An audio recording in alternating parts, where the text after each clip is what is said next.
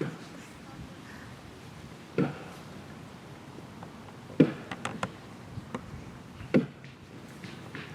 by your art, my dearest father, you have put the wild waters in this roar, allay them.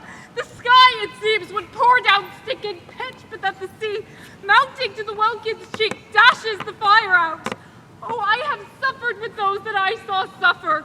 A brave vessel who had no doubt some noble creature in her dashed all to pieces. Oh, the cry did knock against my very heart. Poor souls, they perished. Had I been any god of power, I would have sunk the sea within the earth, or ere it should the good ship so have swallowed, and the frothing souls within her. Be collected! Tell your piteous heart there's no harm done! Oh, woe the day! No harm!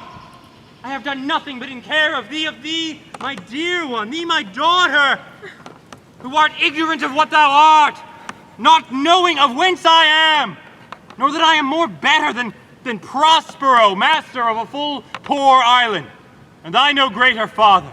More to know did never meddle with my thoughts. 'Tis time I should inform thee farther. Lend thy hand and pluck my magic garment from me.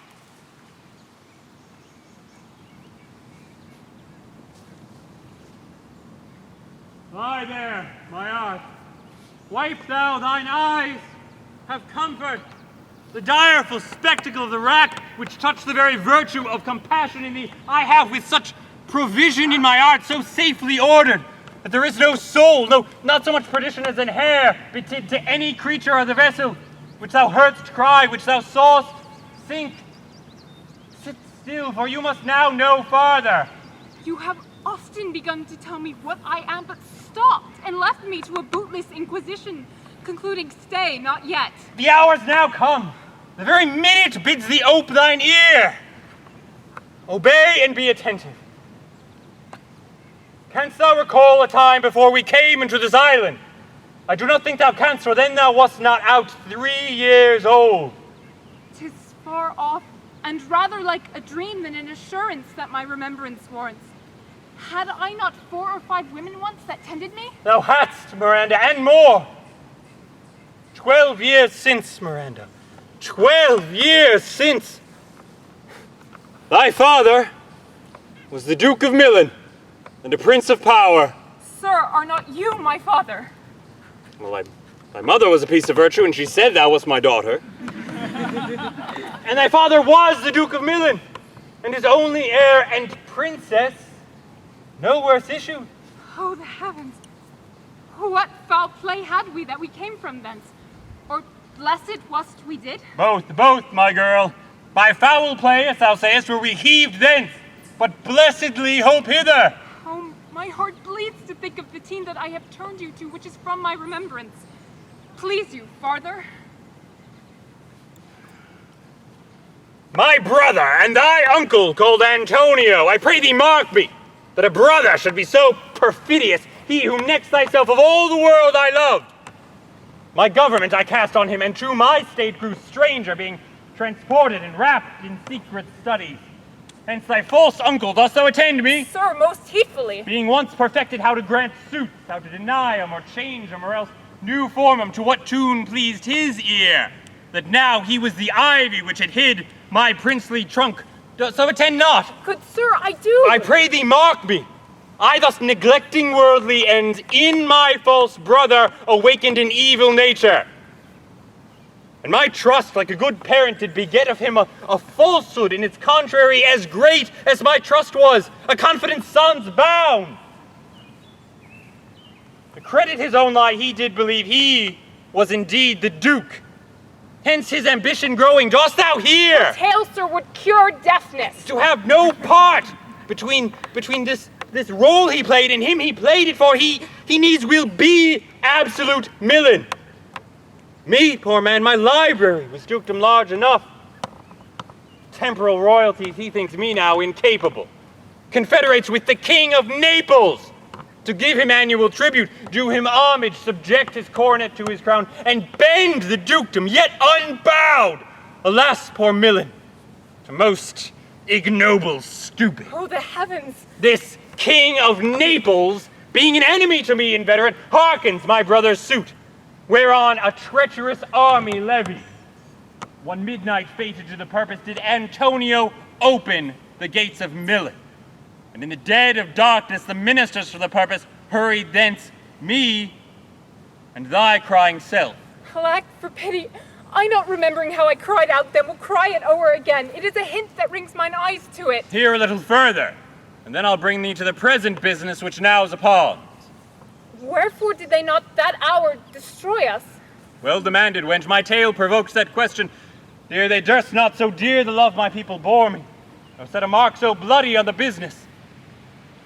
And few, they hurried us aboard a bark, bore us some leagues to sea, where they prepared a rotten carcass of a butt, not rig nor tackle, sail nor mast. The very rats instinctively have quit it.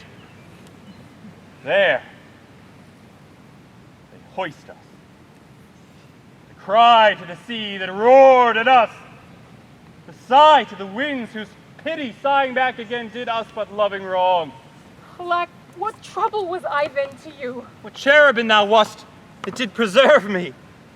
Thou didst smile, infused with a fortitude from heaven, when I have decked the sea with drops full salt.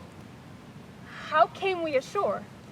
By providence divine, some food we had and some fresh water that a noble Neapolitan, Gonzalo, out of his charity did give us, with some rich garments, linen stuffs and necessaries, which since have steaded much. So of his gentleness, knowing I loved my books, he furnished me with volumes from mine own library that I prize above my dukedom. Would I might but ever see that man! Sit still, and hear the last of our sea sorrow. Here in this island we arrived, and here have I, thy father, made thee more profit than other princes can. Heavens, thank you for it. And now I pray you, sir, for still 'tis beating on my mind your reason for raising the sea storm. No, thus far forth. By accident most strange, bountiful fortune now, my dear lady, hath mine enemies brought to this shore. And by my prescience I find my zenith doth depend upon a most auspicious star, whose influence, if now I court not but omit, my fortunes will ever after droop. Here cease more questions. Thou art inclined to sleep. 'Tis a good dullness, and give it way. I know thou canst not choose.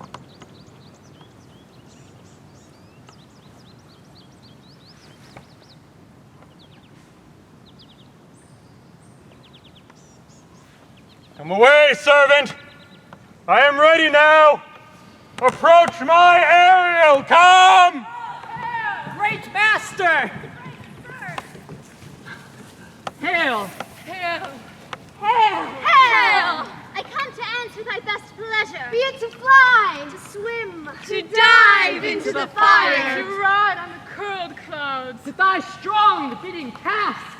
Ariel and all his quality! Spirit, hast thou performed to point the tempest that I bade thee? To every article. I boarded the king's ship. Now in the beak, now in the waist, the deck, in every cabin I flamed amazement. Sometimes I divined And burn in many places! on the top mast. The yards! And bowsprit. Would I flame distinctly, then meet and join. join! Jove's lightnings, the precursors of the dreadful thunderclaps, more momentary and sight outrunning were not. The fire and cracks of sulphurous roaring, the most mighty Neptune seemed to besiege, and make his bold waves tremble. Yea, his dread trident shake! That's my brave spirit, who was so firm, so constant that this coil would not infect his reason. Not a soul, but felt a fever of the mad and played some tricks of desperation. All but mariners plunged into the foaming brine and quit to the vessel. Then all afire with me. The king's son, Ferdinand, with hair up staring. Then like reeds, not hair, was the first man that leapt. Cried! Hell is empty, and all the devils are here. That's my fine spirit, but was this not nigh shore? Close by, my master. But are they, Ariel, safe? Not a hair parent. On their sustaining garments not a blemish, but fresher than before. And as thou bait'st me, In troops I have dispersed them about the isle. The king's son have I landed by himself. My left cooling of the air with sighs in an odd angle of the aisle. And sitting His arms in this sad knot. Of the king's ship, the mariners say how thou hast disposed, and all the rest of the fleet. safely in harbor is the king's ship. In the deep nook. There she's hid. The mariners all under hatches stowed. Who with the charm joined to their suffered labors I have left asleep. And as for the rest of the fleet, Which I disperse. They all have met again and are upon the Mediterranean float. Bound sadly home for Naples. supposing that they saw the The king's ship wrecked. and his great person perish. Ariel, thy charge exactly is performed. But there's more work. What is the time of the day? Past the mid-season. At least 6 glasses. The time twixt 9 and now must by us both be spent most preciously. Is there more toil? Since thou dost give me pains, let me remember thee what thou hast promised. Which is not yet performed me. How now, Moody? What is thou canst demand? My liberty! Before the time be out no more! I prithee remember, I have done thee worthy service. Told thee no lie. Made thee no mistaking. Served Without grudge or grumbling, Thou didst promise to bait me a full year. Hast thou forgot from what a torment I did free thee? No. Thou hast, and thinkst it much to tread upon the ooze of the salt deep, or run upon the sharp wind of the north, or do me business in the veins of the earth when it is baked with froth. I I do not, sir. Thou liest, malignant thing. Hast thou forgot the foul witch Sycorax, who with age and envy was grown into a hoop? Hast thou forgot her? No, sir. Thou hast.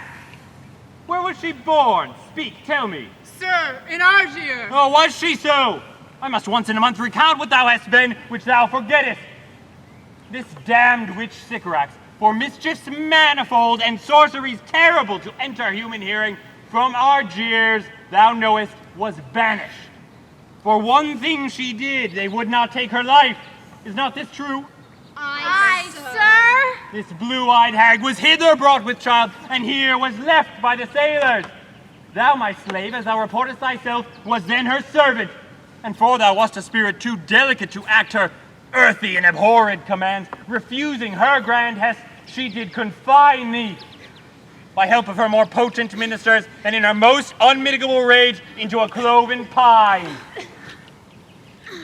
within which rift thou didst painfully remain imprisoned a dozen years, within which space she died and left thee there. Without its vent thy groans as fast as mill wheels strike. Then was this island, save for that son that she did litter here, a freckled whelp-hag born, not honored with the human shape. Yes, Caliban! her son, A dull thing, I say, so he that Caliban whom now I keep in service. Thou knowest best what a torment I did find thee. Thy groans did make wolves howl and penetrate the breasts of ever angry bears. It was a torment to lay upon the dam, which Sycorax could not again undo. It was mine art, when I arrived and heard thee, that made gape the pine and let thee out. I thank thee, master. Thou more murmurest, I will rend an oak and peg thee in his knotty entrails till thou hast howled away 12 winters! Pardon, master. I will be correspondent to command. Do my spirited gently. Do so, do. And after this day I will discharge thee. That's my noble master. shall I do? Say what? What shall I Go, make thyself like a nymph of the sea, subject to no sight but thine and mine, invisible to every eyeball else. Hence, with diligence.